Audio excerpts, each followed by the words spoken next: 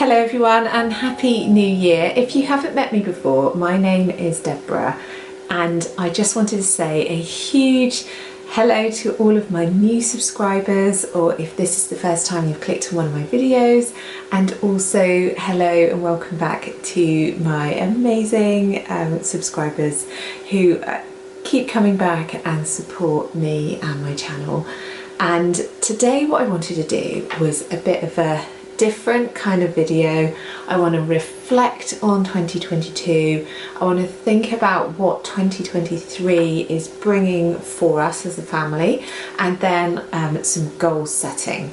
And I have been doing that in my little book, my little journal, because I find that writing it down just really helps me. So first of all, how was your Christmas? I don't know if you saw on my Instagram that actually I was really poorly over Christmas and my family was also ill. My dad was really ill, and so Christmas was a bit of a blur, and it was almost like I needed it to be done. So it got to New Year's Eve, New Year's Day, and all the decorations came down. I didn't film any of it. I was still ill. I looked awful, my eyes were red and everything, and it was a really tricky time because I was off work but I really wasn't enjoying myself. I was so poorly, so that was not great. Started to feel better in the new year, and of course then I've gone back to work, so obviously work gets the better bits of me. That's how it feels. And then yeah, I was poorly over Christmas, so that was not good. But what I wanted to do was just think about what went well and not so well at Christmas. So one of the things that I felt went well was that I was well organised. So I had bought things during the year, I'd done some Amazon wish lists and things like that. I'd spoken to family about what they wanted, and I felt that I was organised. I also purposefully took 2 days off in December. One day was for shopping, and one day was meant to be for wrapping. As it turned out, my daughter was ill, so that day didn't work out as I'd hoped. And I think what it did was it taught me a lesson that I need to give myself even more time for wrapping and being prepared, even that little bit earlier than December. If I've got things and someone's presents are purchased and done, I have to start wrapping early, and I know that. So I think I need to take that forward into next year. Some of the things that did not go so well was obviously being ill. I couldn't prevent that. I felt that I overspent a bit. So even though I had really good intentions around purchasing sort of less for the children, they are a bit older, and so if you're new to my channel, then I've got a son who is 16, Ollie, and I have Emily who is 11. So they are at an age where, toys are not appropriate now. You can't wrap up something and it be really big and look exciting. It'll often be a smaller thing like a voucher, or, a piece of clothing, a t-shirt, which is, a tiny thing to wrap up. And I think I definitely sort of unconsciously overspent, I think. So I need to keep a handle on that for next year. The other thing that didn't go so well was that I'd planned certain things in to see family, and I'd planned to go to pantomime. We do that every year. But I think what I've found now is that really the kids are too grown up for it, even though it's part of our sort of tradition. The one that we saw wasn't great, even though it's not cheap to go. So I think next year we definitely need a different planned activity, just taking account of the fact that they're older and their interests are different. And so yeah, that's something that I definitely want to take forward, and I will do differently next year. So looking back at 2022 now and what were like the highs and the lows, and I think if you wanted to do this as well, that's quite a good starting point. It's just thinking about the good things and then what things didn't go so well. And for me, the highs were probably our holiday. So we had a 2-week holiday, and part of that I booked an Airbnb. I did a video about it. I loved it because I totally stopped. I didn't look at my work emails. I wasn't thinking about work at all. And I felt like I completely relaxed and completely stopped, and I really needed that. That was probably like my highest high during the year, because there were a lot of lows. I've got to be really honest with you that I really suffered last year with my mental health. So work for me has been a real difficult thing. I can't obviously go into details about, what's been going on, but it has been really affecting me in a negative way. And I knew that I needed to make a change, but I felt quite trapped. What was I going to do? And I felt that definitely affected my mental health. It affected the time I had to do other things, like to give to YouTube, to give to hobbies, to do like my woodwork or anything like that. I just felt like I didn't have the time, because so much of my brain and my mental capacity had gone into dealing with work and dealing with work problems. And so that was a low that kind of permeated the year. And I made videos and never published them, because I would watch them back and then go, oh my gosh, I'm really sad. And it's coming across. And, throughout my life, I've had problems. And I've talked about it before, that I've been very open that I've had depression. It's something that is never gone. It sort of rears up and then kind of goes into the background again. But I have to be really aware all the time of how I am with my mental health. And so seeing it on camera and seeing like, oh my gosh, not good then, it meant that I didn't film as much. I didn't probably do everything that I wanted to. I also didn't want to talk on camera because I thought it's capturing me being really sad. And so I ended up doing quite a lot of things, with voiceovers, which is fine, but very time consuming. And actually, I think what's so important is that you acknowledge that you have your highs and that you have your lows, and actually you don't all want to see that everything's fine all of the time, because that isn't normal life, and that certainly isn't the life of a woman of my age.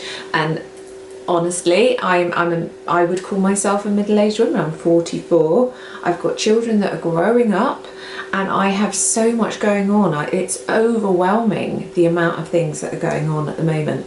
It's exhausting, and that's the stuff I think I probably need to share more of, not shy away from it and think I can't share this, you don't want to see this reality of what's going on, because actually that's the stuff, that is the normal stuff that's going on in all of our lives, that actually it's really important to share, because I think a lot of women just put a smile on and just keep going, and I do that all of the time. Oh, I'm fine, and quite often I'm not fine. So it's completely fine with me if you don't want to be fine either, and that you want to express that. And I see that sometimes in your comments, and I am absolutely open to those sorts of conversations, those difficult conversations where we're all going through difficult things. So that's where connection is.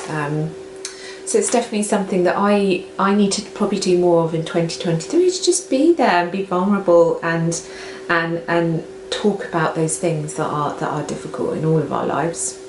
I also had some illness in 2022, so again, I didn't share this, but I started seeing a chiropractor.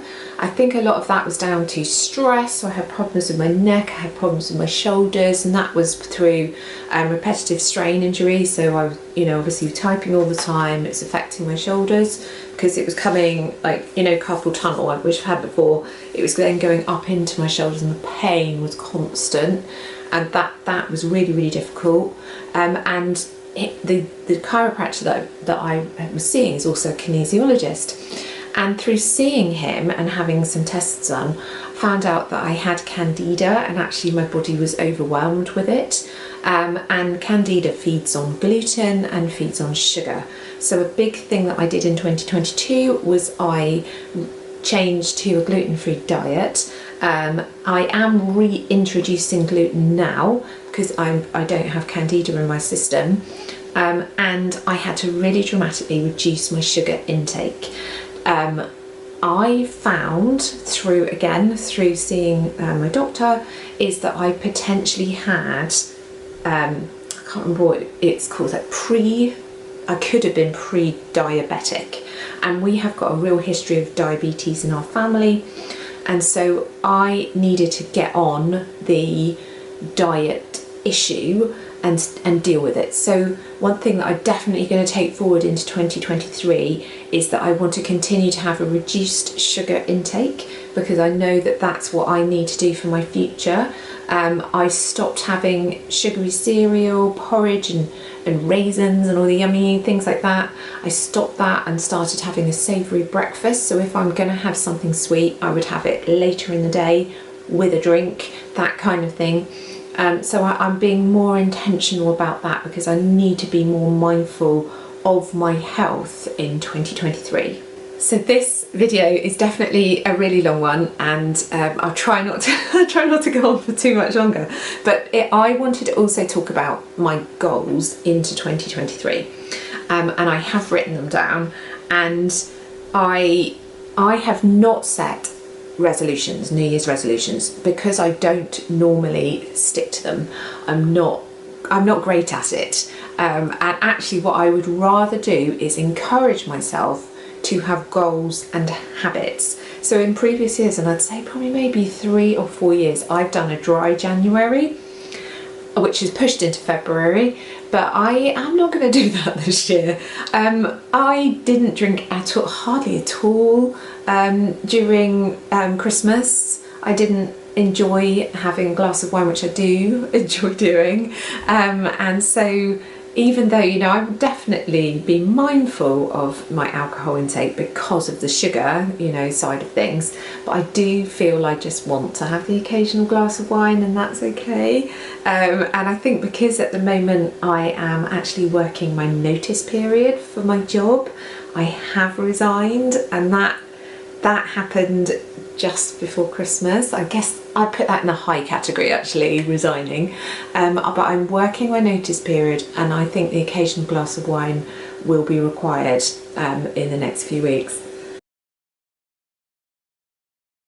So some of my goals for 2023 are, like I said, to continue to reduce and keep an eye on my sugar intake. So one of the things that I was struggling with was also migraines, and when I reduced my sugar, I had less migraines. So I felt all these connections going on with what I was sort of putting into my body, the effect that it was then having on me. So definitely continuing that.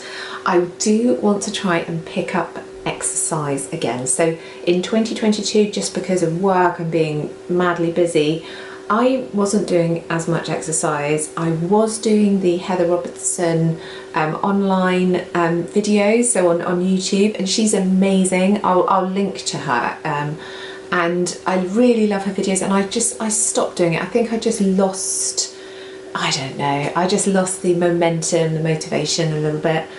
So that's something I definitely want to do more of. I also bought a road bike in 2022, and I started using it, but I haven't been consistent with that, and that's something that I want to continue with and get better at. So obviously starting my new job, and that won't happen for a couple of months, but I want to be in a good place when I start, and I want to start with really healthy habits, and I want to be absolutely, you know, myself. I want to be authentic in that role. I want to make really nice connections with people, which I feel I've done already, and I want that to be a really positive experience. So we will see how that will pan out. in 2023. I do want to try to read 2 books a month. I would say that I'm probably do that now, but I dip in and out. It depends how tired I am. I want at least one of those to be a non-fiction book so that I'm always learning. So I love learning about things like leadership. I like learning about things like more about my mental health and how I can help myself, things like that. So I actually also want to start reading novels again because I feel like I want the escape. I don't necessarily want thrillers and things that are going to make me scared, because sometimes I struggle sleeping and that doesn't help. So I have actually for Christmas had a new collection of stories given to me, and they are the Seven Sisters collection or series of books. I think there is 7 books. I haven't started it, but I've heard good things about it, and I'm quite excited about starting it. But it's a really, really long book, and they're all chunky like this, so that will certainly take me a while. But I'm quite excited about getting lost in a novel again. But I've also just started this one as well. Tell Yourself a Better Lie. Use the power of rapid transformational therapy to edit your story and rewrite your life. Quite an interesting book. She did a couple of podcasts that I listened to and was quite interested in, so I'm just working through that at the moment. Really quite an interesting way of kind of changing your way of thinking quite quickly, and sometimes flipping things, feeling more positive about things. So I started that one, so that really for January, that I'm hoping that's gonna sort of be my reading. But I just finished at Christmas or last week this book, which I just wanted to share because I absolutely loved. I love her, Caitlin Moran, and she did a podcast as well that I listened to a few weeks ago, and I just bought the book instantly because I thought she was great. I didn't read her first book, which was called How to Be a Woman, and actually that probably wouldn't be so relevant because I think it kind of covers ages between about 20 and 30. Like I said, I'm 44, so this is about women and about middle-aged women, and it's a kind of manifesto for everything that women do and everything that women have to deal with in the home, the family, the kids, work, all of those things. And it's really a funny book, and to be honest, I laughed out loud to the point that I needed a tissue because I was crying laughter. So not throughout the whole thing. Parts of it are really sad as well. In fact, there's a bit of, some of it's to teenagers, which for me is, I need that right now. I need more learning about how to deal with teenagers, and particularly teenage girls. So fascinating. If you get a chance, if you see it in the library, or if you wanted to buy it, I absolutely recommend it. Sorry, I just realised that I wasn't breathing properly right then. So I also want to do a larger renovation project. So I have been talking about this for probably 5 years now, and that is to get rid of the wall in the kitchen, open it up and have a kitchen island. That's something that I've wanted for a really long time. I've got the number of a builder who a couple of people I know really rate him, so I have got it on my list to contact him and hopefully get that project started. I also want to create in this room a kind of craft area. So I'll turn the camera around and show you, but we've got a load of toys in here and the kids don't play with them now, and really they're there for other people's children, family that come around. And I think I could really consolidate that and have just a small amount of toys for if other children came around. And then I thought, wouldn't it be lovely to have a craft area with the sewing machine out, and you can make a mess on it and leave it messy and be in the middle of projects and things like that. So my daughter Emily loves fashion design and sewing, and so I thought that could be really fun to kind of create a craft area where she could do bits and bobs, but then I could do it too, because I do love a bit of that, sewing and things like that. I don't really share it on my channel, so again, maybe that will just give me that opportunity to open up that hobby that actually I love, and I'm just sort of shoved to one side far too long.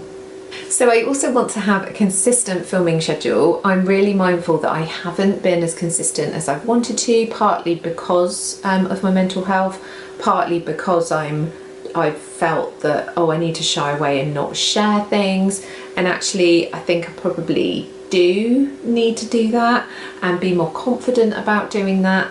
I need to have that consistent schedule, and those are ideas that I think, oh, do you think that might help anybody if I would do that? And sometimes it really surprises me, and I'll do some kind of how-to video and it just lands because I'm helping people, and that's the stuff that I get that kind of joy from. So I definitely need to spend a little bit of time working that out, being more consistent, and actually just acknowledging that I enjoy it, and that actually it needs to continue to be part of my life, and that I need to spend a little bit more time on.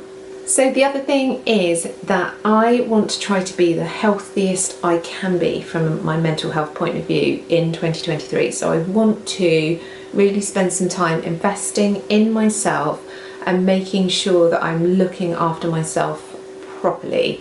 You know, we all deserve that. We all owe it to ourselves to look after ourselves, and I want to do that in 2023.